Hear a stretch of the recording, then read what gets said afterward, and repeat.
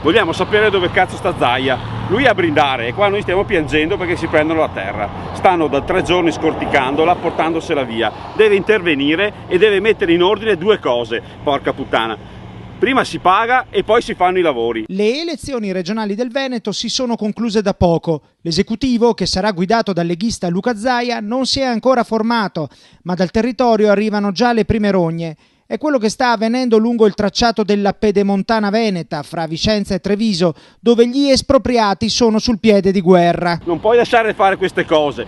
Hai promesso che ti saresti occupato del territorio, hai promesso un sacco di cose, l'economia riparte con quest'opera, però intanto sta sottraendo soldi ai veneti. Ostia, devi essere in grado di intervenire, ci deve essere qualcuno che spiega all'azienda di Matilde che fine faranno i suoi campi e cosa faranno le sue 70 bestie. Oltre ad un'opera che non condividono, almeno con questo progetto, lamentano che il concessionario incaricato degli espropri, la SIS, non abbia provveduto nemmeno a versare quel poco che la legge impone.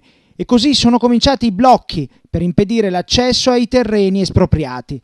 Anche il consigliere neoeletto del Movimento 5 Stelle Jacopo Berti, presente a più riprese nei luoghi della protesta, ha manifestato il suo disappunto verso la regione.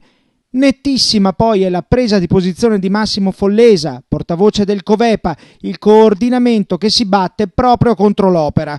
L'economia dell'asparago, 10.000 metri ad asparago, espropriata dalla Pedemontana. Tu che sei stato ministro dell'agricoltura, che cazzo vieni a raccontarci adesso? Che è un'eccellenza la Pedemontana del territorio? Non esiste una cosa del genere. Fuori soldi prima di entrare almeno, che possiamo almeno continuare a sopravvivere.